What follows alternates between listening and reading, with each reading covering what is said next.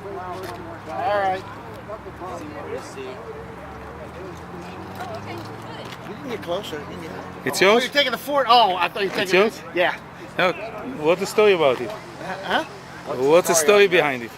I bought it in 2006, and it came from Cardiff by the Sea, which is north of San Diego. It was complete, but just a mess. And what I did was it was a 5-year restoration. So what you did inside? Well, it had a 300 horse engine, Yeah. and I took it out, and that's a 427 small block Chevy. So it's souped up, and then the upholstery's done on the inside, custom upholstery, and it's a Nissan color paint. Makes it, instead of flat chalk white, it's metallic white. So what's the value today? You get half of what you put in it. So I have about just under 80K, so it's worth about 40,000 if you were to sell it.